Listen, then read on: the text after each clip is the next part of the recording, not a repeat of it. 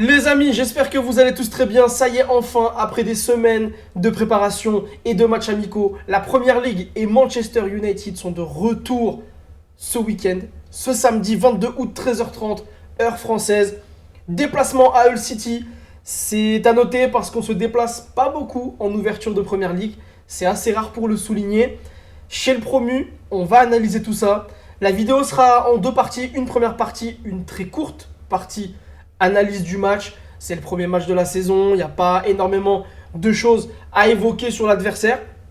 On va regarder un petit peu leur prépa et parler un petit peu de leur saison passée. Mais surtout une deuxième partie de vidéo où je vais vous donner mes 3-4 points, mes 3-4 attentes, les plus grandes attentes que je vais avoir sur la saison. Alors ça peut être des joueurs, ça peut être des groupes de joueurs, vous verrez. Mais voilà, une vidéo en deux parties. Et avant d'aller plus loin, je te laisse t'abonner comme d'habitude les gars. Merci à tous ceux qui le font. Allez, on essaye d'atteindre les 2200 abonnés avant le coup d'envoi. Ce serait magnifique. Likez, partagez, commentez. Comme d'habitude les gars, vous êtes des boss. L'intro était un peu longue, mais nécessaire. Donc comme je disais, samedi, dans 2 jours, 13h30 heure française au MKM Stadium de Hull City. Ouverture de la saison, ouverture de la Première Ligue pour Manchester United.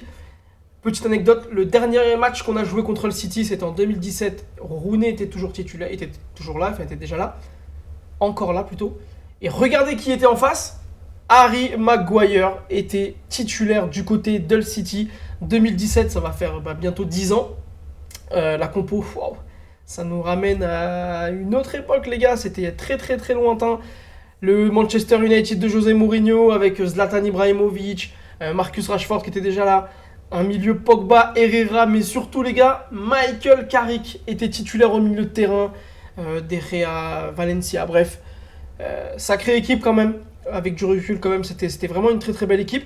Le match était soldé par un piètre 0-0, ouais, c'était pas la folie. Et aujourd'hui, voilà, équipe complètement différente. Je vais pas vous donner de compo probable, j'en sais rien, on n'en sait rien. Michael Carrick a testé beaucoup de choses. Alors on sait qu'il y aura des choses claires et précises. Hein. On sait que Bruno sera là. Je pense que Mbeumo partira en pointe. Amad à droite aussi. Dorgu, ça m'embête, mais si en fait la compo, on peut déjà clairement la donner. Hein. Dorgu, je pense qu'il sera aligné à gauche, mais j'espère pas. J'espère qu'on aura Cunha. Malheureusement chaud, Dalot, ouais. Maguire Even, ce sera Maguire Even, je pense, effectivement. Et au milieu de terrain, Tillman Santos, ça me paraît logique. Peut-être Kobe Mainoo un peu trop court, effectivement. Donc ouais, je pense que Fotmob a plus ou moins raison sur la composition d'équipe. Mais c'est pas le plus important. C'est pas le plus important. Peu importe qui va jouer ce match-là, on sait que c'est pas figé dans le temps. On sait que ce sera pas une compo type, parce qu'il y a des recrues qui vont arriver. Forcément, parce que des blessés ou des joueurs en méforme vont revenir. Je pense à Delirte, je pense à Martinez, je pense à Mainoo, on verra ce que ça va donner, Sesco. Donc la compo sera amenée à bouger pour les prochains matchs. Donc la première compo de la saison, pour moi, c'est pas la plus importante parce que ça va être amené à bouger, bien évidemment. L'idée, évidemment, c'est de bien commencer la saison, pas comme l'année dernière. Alors l'année dernière, voilà, c'était pas la même adversité, hein. C'était le futur champion d'Angleterre à cette époque-là, Arsenal. Et en plus de ça, on avait livré un super match contre Arsenal en première journée. Là, l'idée, c'est de les éclater. Voilà, je vais pas faire de la demi-mesure. Faut les éclater. Promu.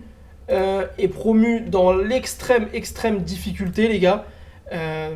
On va revoir vite fait leur saison dernière en Championship. Ils ont fini 6ème. Donc, ils sont passés par les barrages, mais vraiment par un trou de souris. Vraiment un trou de souris. C'était la pire équipe de ces barrages l'année dernière. Et vraiment, ils étaient en première ligue en 2016-2017. Et ensuite, ils ont végété en bas de tableau de Championship pour descendre en Ligue 1 en 2020-2021. Et ensuite, à nouveau, végéter en bas de tableau, milieu de tableau de Championship. Et l'année dernière, faire 6ème, accrocher les playoffs et gagner leur montée en première ligue par ce biais-là. C'est selon moi la pire équipe des 3 promus. Coventry est bien au-dessus. Ipswich aussi pour moi est au-dessus. Pour moi c'est la pire équipe des 3 promus, la pire équipe de Première Ligue. Je pense qu'ils vont faire l'ascenseur, ni plus ni moins. Ils vont redescendre tout de suite en Championship. L'effectif est pas.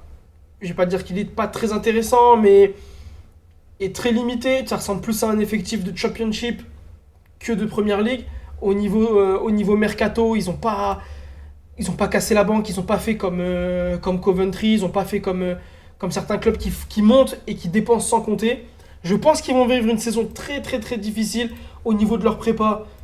Euh, C'était une prépa aux côtés de la Turquie. Ouais, Kassim Passa, Rizespor, Konyaspor. Donc ils ont fait 3 matchs amicaux d'affilée en Turquie.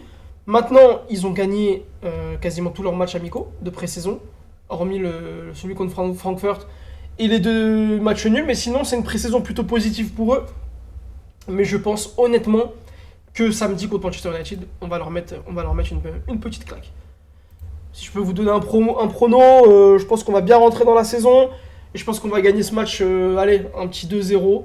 Ce serait l'essentiel, le job serait fait. Tu commences bien la saison, surtout que le calendrier est vachement intéressant et pas compliqué. Enfin, pas compliqué. C'est toujours compliqué un match de première ligue, mais disons que c'est pas comme l'année dernière où dans les 5-6 premiers matchs, t'enchaînes, si je dis pas de bêtises, t'as enchaîné Arsenal, City et Chelsea, je crois, quelque chose comme ça. Bref, c'était compliqué. Là, tu fais Hull en ouverture de championnat, ensuite tu reçois Ipswich, donc tu fais les 2 promus d'affilée, et ensuite tu vas à Everton avant de recevoir Manchester United pour le derby de Manchester. Donc là, les 3 premiers matchs, il y a moyen de faire un 3 sur 3, bien évidemment, ça se passe pas toujours comme ça, mais pourquoi pas. En tout cas, Hull City, il faut les taper, il faut les éclater. Samedi 13h30, c'est une belle horaire. On sera tous devant, donc victoire obligatoire tout simplement. Maintenant, pour finir la vidéo, deuxième partie de vidéo, je vais vous parler de mes attentes personnelles sur la saison, les joueurs ou groupes de joueurs, vous allez voir, vous allez comprendre, que j'attends le plus. Donc vous, dans l'espace commentaire, avant d'écouter ce que j'ai à dire, dites-moi, vous, ce que vous attendez le plus cette saison. Le joueur que j'attends le plus cette saison, alors il y en a d'autres, mais celui que j'attends le plus, c'est Amad Diallo. Parce que Amad Diallo, il est énormément apprécié par Carrick. C'est même le titulaire au poste d'ailier droit de Michael Carrick. Mbeumo, lui, est entre guillemets sacrifié et repositionné dans l'axe pour faire jouer et faire la place à Amad Diallo. Amad Diallo, ça fait maintenant plusieurs saisons qu'il ne passe pas ce cap. On a eu une étincelle sous Ten Hag, il y a eu du bon sous Amorim en tant que piston, mais il passe pas ce cap qui lui fait passer de espoir à joueur confirmé de Première Ligue qui est capable d'aligner 10-15 buts par saison. L'année dernière, c'est 2 petits buts en Première Ligue. Il faut qu'il passe ce stade, il faut qu'il passe ce cap. Parce que s'il ne le fait pas cette saison, pour moi, il ne le fera jamais. Ou en tout cas, pas sous le maillot de Manchester United. Et selon moi, s'il ne le fait pas, c'est que la marche est trop haute pour Amad. Donc pour moi, ça va être sa saison ou jamais. C'est un joueur que j'aime beaucoup, un joueur très frustrant, mais extrêmement talentueux, capable de débloquer des situations à partir de pas grand-chose. Maintenant, il faut qu'il arrive à passer ce cap, à stater régulièrement, que ce soit par la passe ou par le but. On a besoin d'avoir ce Amad Diallo, on va jouer en plus en Ligue des Champions, etc. Il faut qu'il nous montre qu'il est capable de s'inscrire dans la durée à Manchester United avec un statut de leader, de patron et surtout de joueur décisif. Donc pour moi, Amad Diallo, c'est le joueur qui fait partie des 2-3 qui ont le plus de choses à jouer cette saison. Pour moi, s'il ne fait pas une saison à au moins 15 goals assists, ce serait un échec.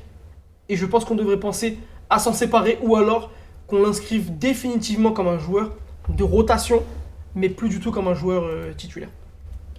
Deuxième chose que j'attends beaucoup, c'est la relation Tielemans-Bruno. On l'a vu pendant les matchs de pré-saison, surtout contre le match contre l'AC Milan, où les deux avaient tendance à se marcher dessus. Pas parce que Tielemans se projetait trop, mais parce que Bruno redescendait beaucoup. On va pas lui en vouloir, c'est quelque chose qu'il fait depuis des années.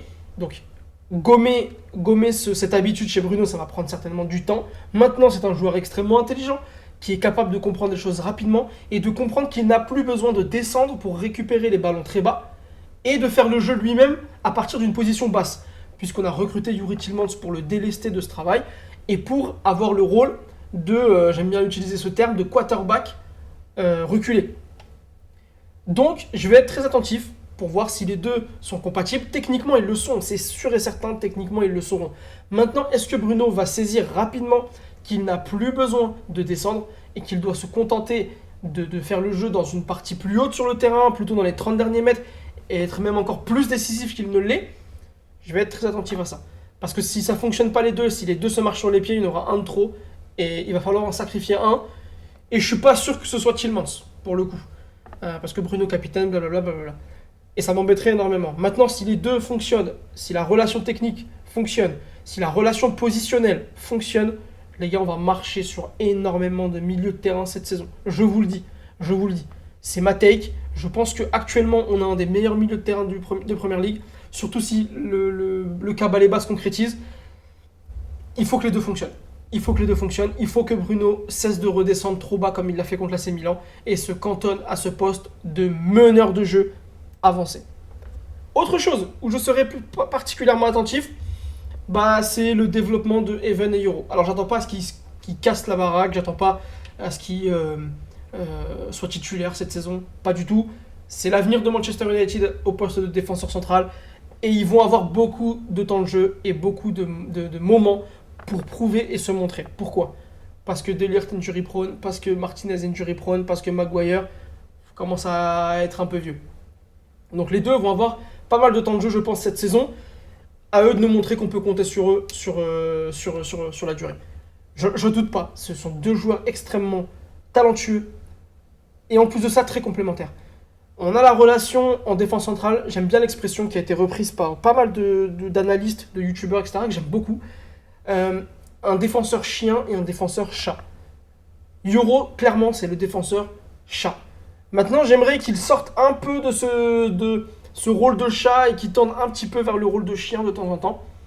Even, lui, clairement, c'est le rôle de chien, même s'il est capable d'avoir ce rôle de chat par moment où la relance, parfois, c'est très propre. Maintenant, Even, il a des sauts de concentration, il va faire des choses un peu incompréhensibles par moment, mais c'est la jeunesse, c'est normal, il a encore besoin de prendre de l'expérience.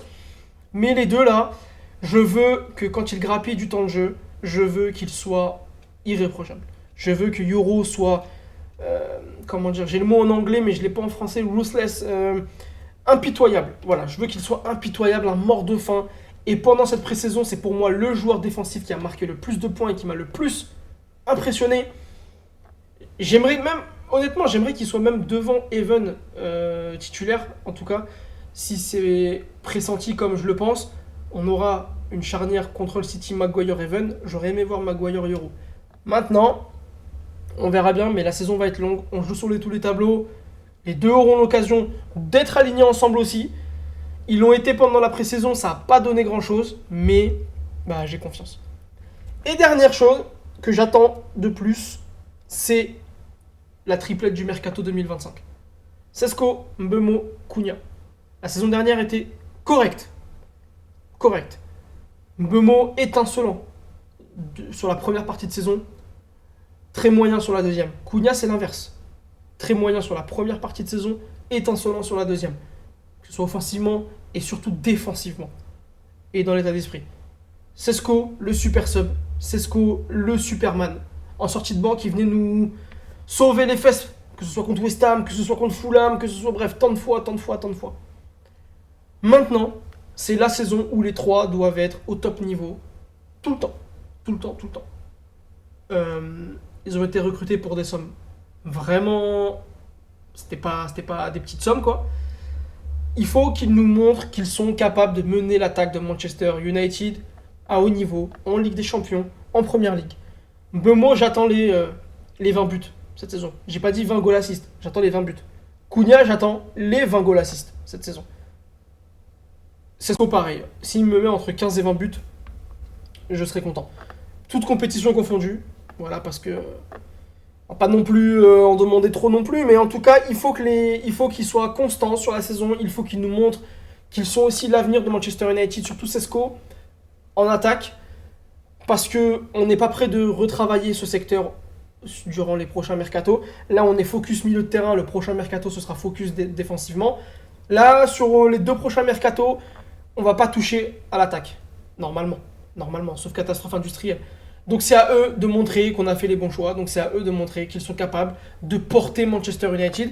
Et pourquoi pas leur faire gagner une cup ou quelque chose. Ils en ont le talent, ils en ont les capacités. Et nous, on n'entend que ça. Voilà les gars, je vous ai donné du coup mes points d'attention de la saison, les joueurs que j'attends le plus. Et ça va commencer ce samedi contre Hull City. On espère la victoire. Dites-moi en commentaire, vous, quelles sont vos attentes de la saison. Dites-moi en commentaire quel joueur vous attendez le plus. Ce que vous voyez sur le match aussi, c'est quand même le plus important. Et voilà, continuez à vous abonner, les gars, ça me fait extrêmement plaisir. Et voilà, très excité de ce qui arrive du côté de Manchester United. Très excité par la reprise de la saison. Et on espère une grande saison de nos Mancuniens. Sur ce, prenez soin de vous.